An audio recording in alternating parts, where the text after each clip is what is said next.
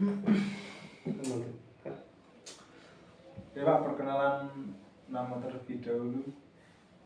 Baik, perkenalkan, nama saya Adi Setiono, tempat dan tanggal lahir Batang 22 November tahun 1993, alamat Dukuh Sibogor, Desa Sidalang, RT 7 RW 2, Kecamatan Tersono, Kabupaten Batang. Nomor telepon 0878 8031 9356. Sekolah tempat mengajar SD Negeri Plosowangi. Kemudian pengalaman mengajar, saya sudah mengajar selama 9 tahun di sekolah dasar. Silakan yang tanya lagi apa Mas Irfan? Untuk yang pertama, apa latar belakang pendidikan Anda Pak? Pendidikan saya S1 Pendidikan Jasmani dan Rohani PJKR SD.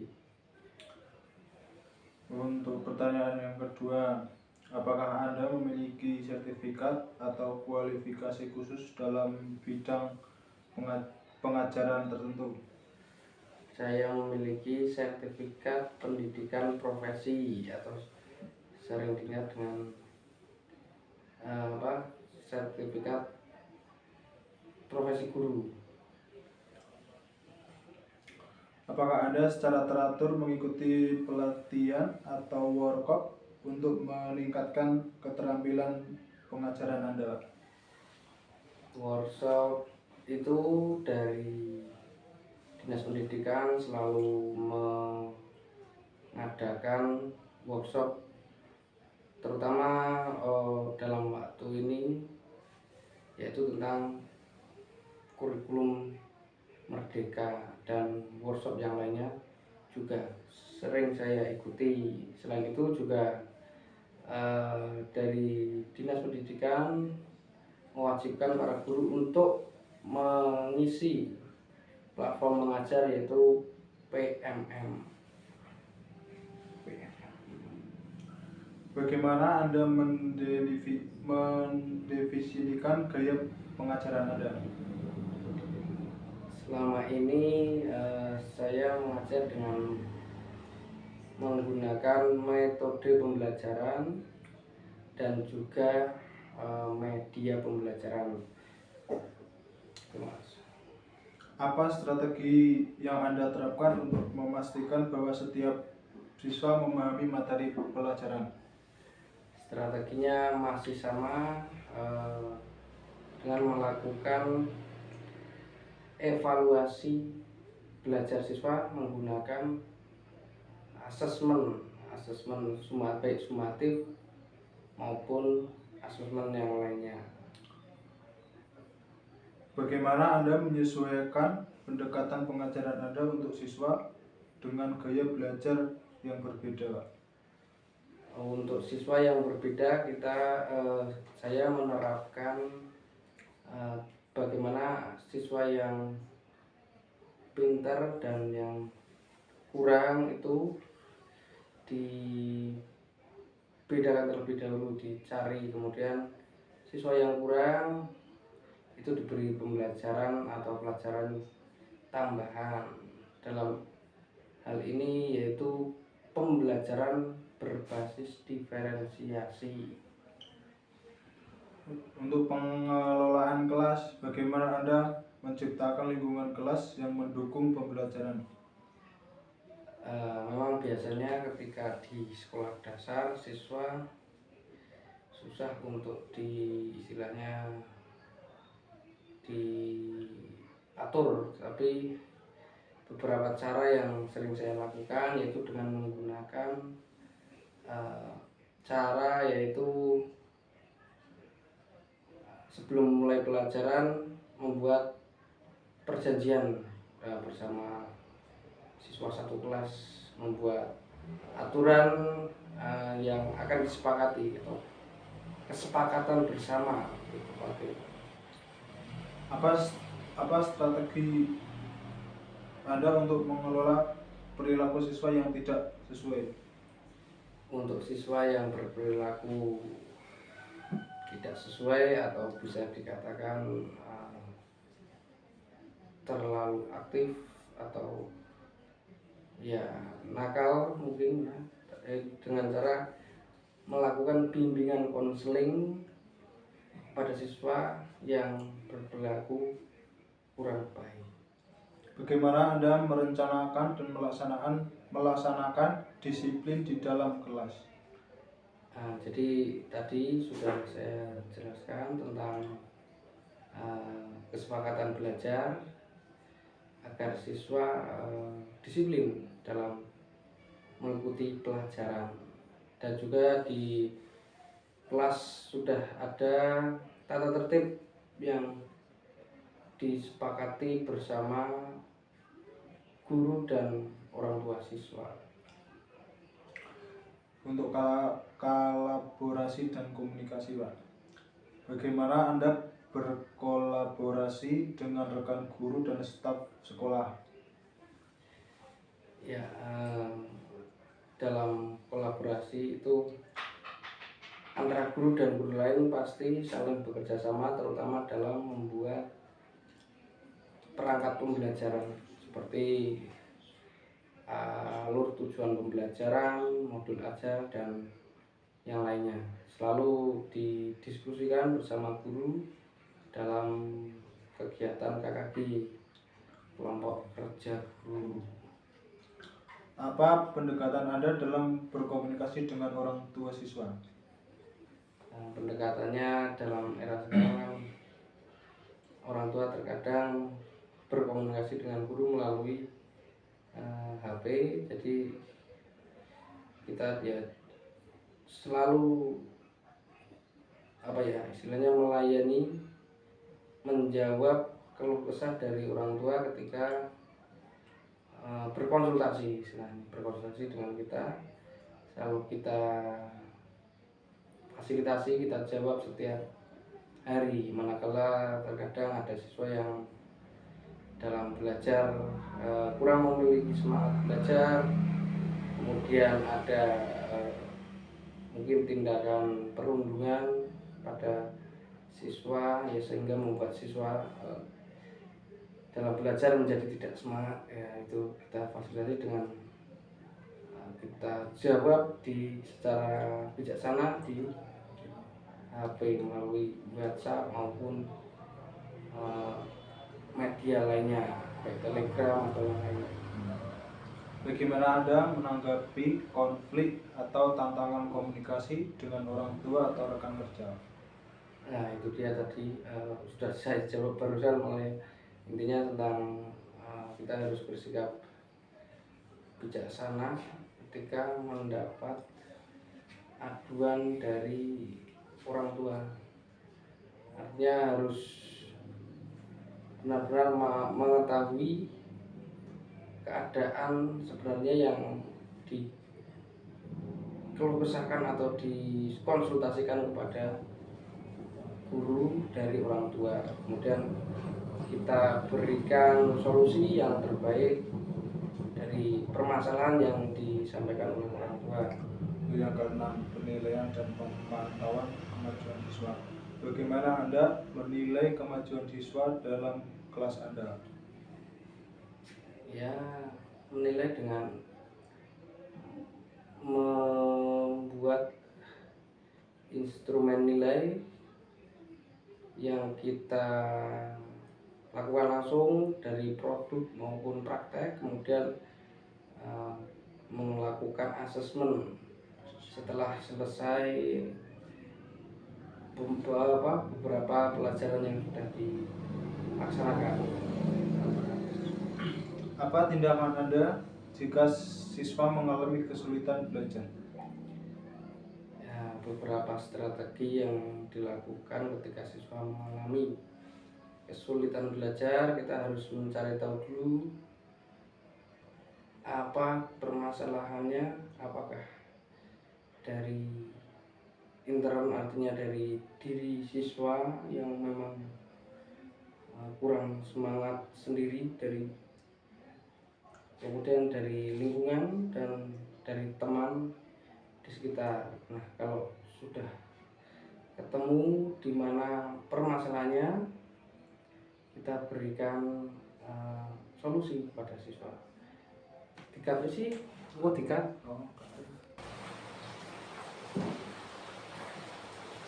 Bagaimana Anda melibatkan siswa dalam proses penilaian dan pemantauan kemajuan mereka? Ya, dalam proses penilaian, jadi setiap karena kami baru melakukan kurikulum Merdeka, jadi setiap pemuatan pelajaran saat alokasi waktunya sudah selesai, kemudian kita lakukan tadi asesmen. Ketika asesmen sudah, kita lihat nilainya, siswa mana yang nilainya kurang baik, nah kita berikan arahan dan bimbingan berupa pemberian pembelajaran tambahan di luar jam sekolah. Jadi setelah pulang sekolah, siswa yang nilainya kurang kita berikan tambahan jam pelajaran itu. Untuk yang ketujuh, keterlibatan komunitas. Apakah Anda terlibat dalam kegiatan ekstrakurikuler atau kegiatan di luar jam sekolah? Ya, yang selama ini sudah kami lakukan yaitu melakukan kegiatan ekstrakurikuler di sekolah, yaitu ekstra olahraga yang saya dampingi, yang saya lakukan, kemudian ekstra pramuka dengan penanggung jawab dari teman guru lain, ekstra marching band kita mendatangkan pelatih yang lebih profesional di bidang marching band, dan satu lagi yaitu pencak silat di sekolah kami ada ekstra pencak silat. Nah, itu beberapa ekstra yang sudah diterapkan di sekolah kami. Bagaimana Anda berkontribusi pada komunitas dalam organisasi profesi dan masyarakat? Sebutkan.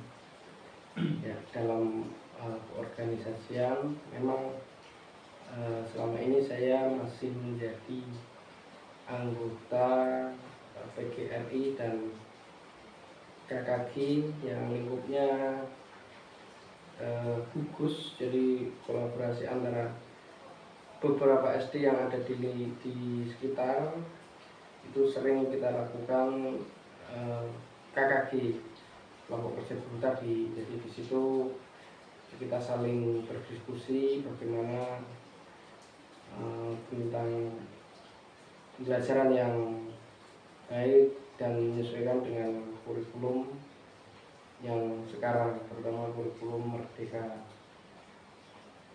Inovasi dalam mengajar. Bagaimana Anda mengintegrasikan teknologi dalam pengajaran Anda? Inovasi dalam pembelajaran.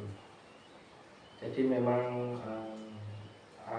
pada tahun ini, beberapa tahun ini dampak dari COVID, pembelajaran daring itu justru memiliki dampak positif yang banyak juga. Salah satunya dalam pemanfaatan media pembelajaran. Salah satunya lagi di dalam media itu ada pemanfaatan Google untuk pembelajaran. Ada Google Classroom, ada Google Jamboard, kemudian ada Google Meet dan fasilitas lain yang difasilitasi oleh Kemendikbud. Selain itu juga Google Meet itu diberikan fasilitas oleh Menteri Pendidikan berupa akun belajar ID, baik dimiliki oleh guru maupun siswa. Di situ banyak manfaatnya, salah satunya untuk pembelajaran secara daring dan di situ diberikan banyak kuota bukan kuota apa sih ya, apa namanya ya, eh, kapasitas untuk menyimpan file-file di Google Drive itu diberi tambahan. Nah, itu bisa dimanfaatkan. Apakah Anda memiliki ide atau pembelajaran berbasis proyek inovatif yang telah Anda terapkan dalam kelas? Iya, itu sebenarnya sering sekali kita ikuti beberapa webinar mengenai proyek belajar yang istilahnya dapat meningkatkan hasil belajar siswa ya dengan menerapkan beberapa metode, salah satunya yaitu metode pembelajaran berbasis proyek. Itu dapat menilai siswa mengerjakan tugas yang diberikan oleh guru. Dari proyek tersebut siswa dapat belajar tentang bagaimana membuat sesuatu dan hasilnya bisa terlihat dari pembelajaran berbasis proyek. Tentang kurikulum merdeka, apa pemahaman Anda tentang konsep kurikulum merdeka, Pak? Konsep kurikulum merdeka yaitu tentang tadi pembelajaran berbasis diferensiasi pada siswa, tidak istilahnya tidak menjudge siswa ini bodoh, tetapi siswa itu memiliki kelebihan masing-masing. Jadi ada yang siswa yang berprestasi di misalnya pelajar olahraga, tapi mungkin dalam berhitung siswa tersebut kurang. Nah, kita fasilitas dengan kurikulum merdeka itu terfasilitasi, artinya siswa tersebut dapat memilih apa yang mereka sukai, jadi tetap dapat berprestasi walaupun mungkin akademiknya berat. Seperti itu. Bagaimana Anda menjelaskan karakteristik utama dari kurikulum merdeka kepada siswa? Untuk karakteristik kurikulumnya kita sampaikan kepada siswa bahwa dalam belajar kalian bebas untuk istilahnya apa ya, bebas untuk apa dikacung aku gini orang ini pertanyaannya apa? Bagaimana Anda menjelaskan karakteristik utama dari kurikulum merdeka pada siswa?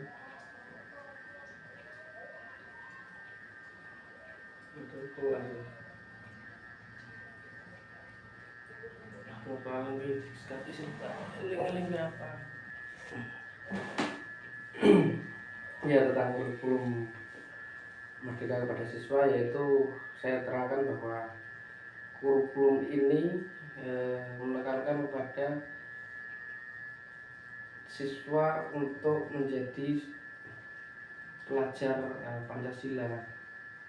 Jadi sesuai dengan Pancasila kita terapkan nilai-nilai yang ada pada Pancasila, dan siswa itu memiliki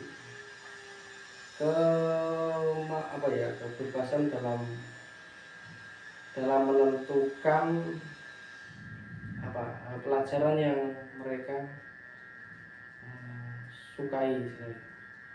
Seperti itu, Mas. Bagaimana Anda menerapkan fleksibilitas kurikulum untuk menyesuaikan kebutuhan dan minat siswa di kelas? Fleksibilitasnya dari itu kegiatan, misalnya kegiatan P5 itu kita lakukan sesuai dengan sesuai dengan waktu yang orang kalian kecil kok tidak panik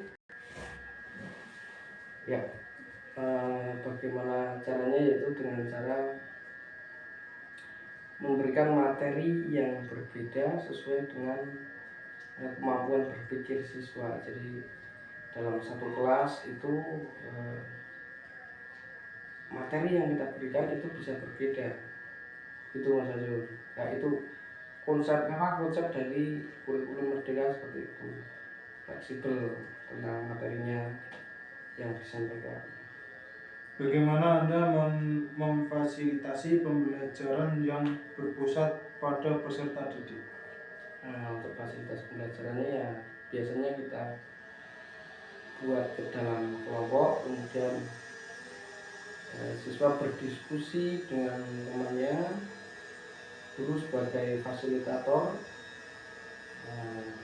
Dengan hal itu siswa dapat berpikir dan berpusat, pembelajarannya akan berpusat kepada siswa, tidak semata-mata guru yang menjadi pusat dengan metode lama yaitu ceramah.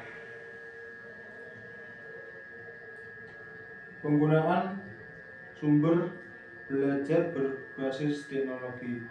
Bagaimana Anda mengintegrasikan teknologi dalam proses pengajaran sesuai dengan prinsip kurikulum merdeka?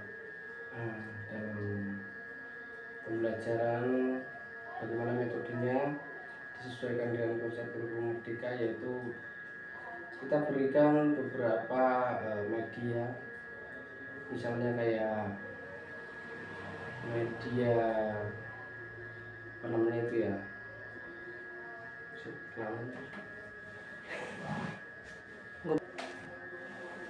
ya dengan memberikan beberapa media ajar seperti salah satunya kuisis.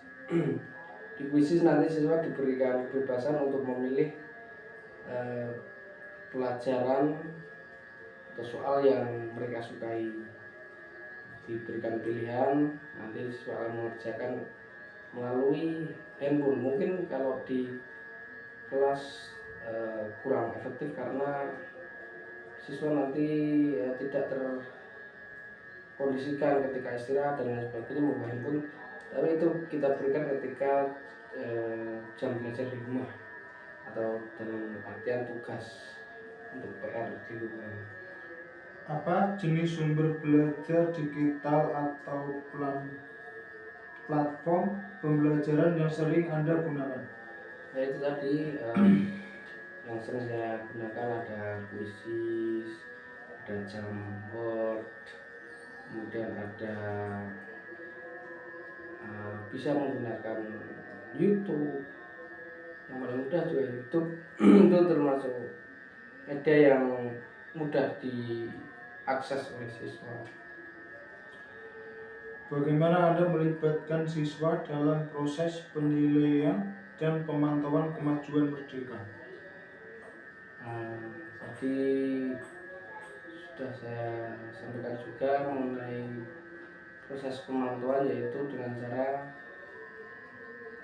mengevaluasi hasil asesmen siswa ketika pembagian rapot belajar. Jadi nanti kita sampaikan kepada siswa capaian-capaian yang sudah dilalui. Apakah Anda menggunakan metode penilaian formatif dalam mendukung kurikulum merdeka? Ya, itu jelas kita lakukan karena itu juga sudah difasilitasi oleh kementerian dan sekolahan. Kita bisa mendownload semua perangkat pembelajaran pada aplikasi PMM. Jadi kita laksanakan untuk penilaian formatif. Yang kelima, kolaborasi antar guru dan pengembangan kolektif. Bagaimana Anda berkolaborasi dengan rekan guru dalam merancang dan melaksanakan kurikulum merdeka? Selama ini memang kami lebih berkolaborasi bagaimana cara mendownload atau mencetak modul ajar yang ada di aplikasi PMM. Jadi di situ memang sudah difasilitasi oleh kementerian. Kami dari sekolahan itu termasuk sekolahan yang tergolong mandiri berubah. Jadi dari sekolahan kami memang baru fase perpindahan antara kurikulum 2013 ke kurikulum PMM. Jadi memang kebijakan dari kementerian itu boleh untuk mendownload alur tujuan pembelajaran, modul ajar dan lain sebagainya yang ada pada platform Merdeka Mengajar. Tuh. Berarti kan Pak, di SD Loswangi baru menggunakan kurikulum Merdeka. Baru, jadi baru sekitar 2 tahun yang kelas 1, 2, 4, 5. Nah, yang kelas 3 dan 6 baru istilahnya guru sedang dilakukan pindah, kemungkinan tahun depan sudah semua dari semua kelas. Apa pengalaman Anda dalam pengembangan profesional kolektif untuk mendukung kurikulum Merdeka? Pengalaman saya ya bisa bertukar pikiran dengan guru-guru lain yang lingkupnya lebih luas karena menggunakan aplikasi yang ada pada PMM itu. Jadi kita juga berkolaborasi, kita bisa memberikan masukan, kita juga bisa bertanya di situ agar kita lebih mengetahui dan mampu menerapkan kurikulum Merdeka dengan baik. Tantangan dan solusi dalam implementasi kurikulum Merdeka. Apa tantangan utama yang Anda hadapi dalam menerapkan kurikulum Merdeka? Ya, tantangan yang dihadapi adalah karena ini perubahan dari kurikulum sebelumnya. Jadi ya tantangannya kami harus benar-benar mempelajari bagaimana kurikulum Merdeka, kemudian kita memastikan pada siswa bagaimana apa itu kurikulum Merdeka agar siswanya itu tahu kok pelajarannya berubah waktu itu tanya, berarti kita harus mampu menjelaskan. Nah, itu tantangan yang kita hadapi, terutama juga wali murid ya, karena wali murid itu sebagian besar kalau di sekolah saya itu pendidikannya tergolong rendah, artinya tidak sampai SMA bahkan kuliah. Jadi para orang tua itu ketika diberikan sosialisasi agak lama untuk menerima sosialisasi yang kita lakukan. Itu Mas tantangannya itu. Bagaimana Anda mengatasi atau merespon tantangan tersebut? Caranya ya kita selalu memberikan sosialisasi kepada orang tua beserta siswa dalam berbagai kesempatan, misalnya saat rapat pleno, saat rapat pembagian hasil belajar siswa, dan saat orang tua siswa itu bertanya di WhatsApp dan lain sebagainya, kita berikan pengarahan atau pengertian tentang kurikulum Merdeka. Partisipasi siswa dan pengembangan karakter. Bagaimana Anda mendorong partisipasi aktif siswa dalam proses pembelajaran sesuai dengan semangat kurikulum Merdeka? Ya, kita harus sebagai guru harus mengamati betul siswa mana yang kurang berpartisipasi, kurang semangat dalam belajar. Kemudian kita berikan semangat, berikan masukan kepada siswa tersebut agar dia berpartisipasi dalam pembelajaran, mampu mengikuti kurikulum yang ada, sehingga apa yang ada di kurikulum, tujuan pembelajaran yang ada di kurikulum dapat tercapai. Bagaimana Anda mendukung pengembangan karakter siswa selama pembelajaran? Ya, untuk karakter kita selalu terapkan pembiasaan karakter pada siswa. Contohnya setiap pagi kita sambut siswa sebelum masuk ke pulang kelas, kita jabat tangan, kemudian berdoa itu wajib sebelum pembelajaran.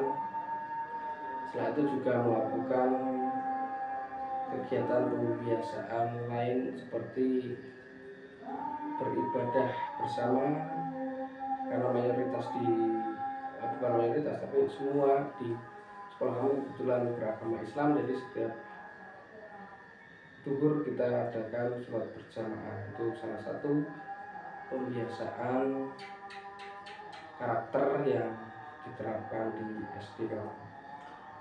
8. Keterlibatan orang tua dalam kurikulum Merdeka. Bagaimana Anda melibatkan orang tua dalam mendukung implementasi kurikulum Merdeka? Ya, kita bersama sekolahan, bersama kepala sekolah dan guru lain itu memberikan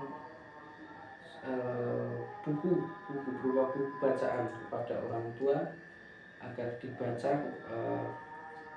agar orang tua paham tentang apa itu kurikulum Merdeka. Dan di buku itu juga memuat bagaimana cara mendidik anak yang baik,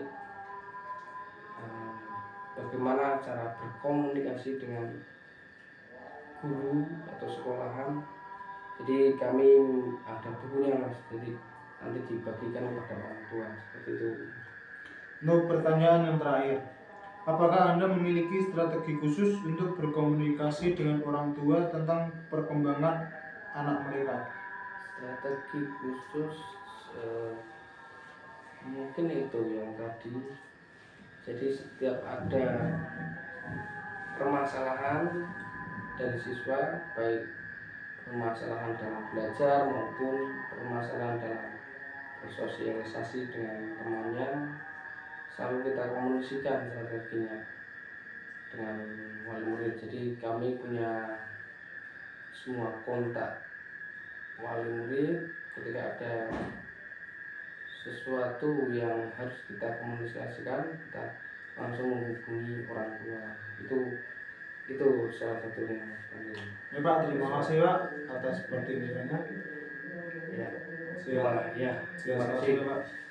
Sama-sama Mas Pak. Cukup Semoga wawancara ini dapat menambah ilmu pengetahuan, dan saya mohon maaf manakala mungkin dalam jawaban saya masih kurang tepat atau belum sempurna. Pak, terima kasih. Cukup sekian dari saya. Wassalamualaikum warahmatullahi wabarakatuh.